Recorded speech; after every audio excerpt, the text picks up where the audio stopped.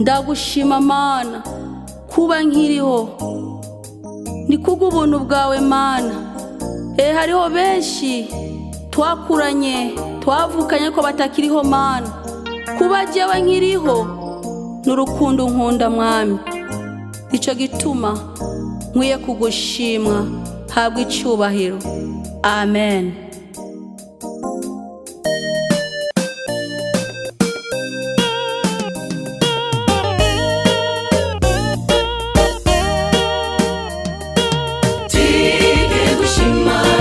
Gushimira Imana kuko ivyo ikora twebwe abantu biraturenze, kubona iturinda kuva kera tukiri bato. Twari abanyabyaha ariko ikomeza kutuzigama. Hariho benshi kugeza ubu batakiriho, kuba twebwe turiho ni kubw'ubuntu tuze dushima.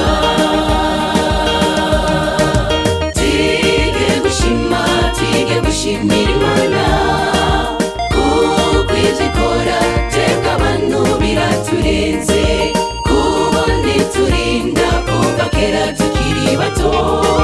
Twari abanyabyaha ariko ikomeza kutuzigama.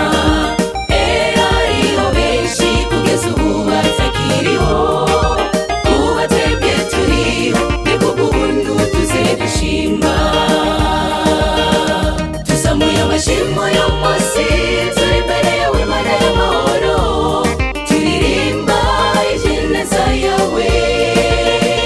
Mu bikomeye wabaye Imana, udukorera ivyo tudashoboye.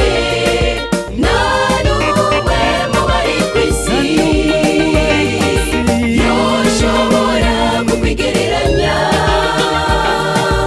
Akira amashimwe yacu. Tuzamuye amashimwe yo munsi, turi imbere yawe Mana y'amahoro, turirimba ineza yawe. Mu bikomeye wabaye Imana, udukorera ivyo tudashoboye. Nta n'umwe mu bari kw'isi yoshobora kukwigereranya.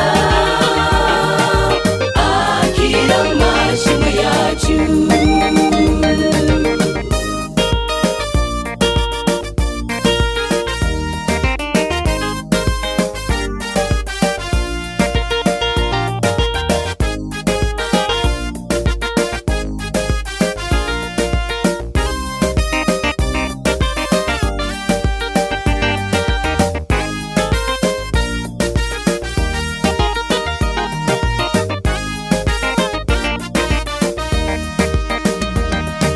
Nawe nshuti yanje rabaneza kuri kahise kawe, maze wiyumvire ibikomeye wagiye uracamo.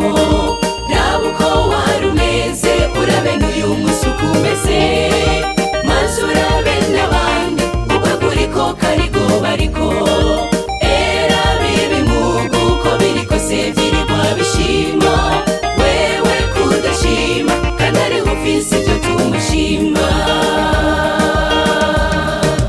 Nawe nshuti yanje rabaneza kuri kahise kawe, maze wiyumvire ibikomeye wagiye uracamo.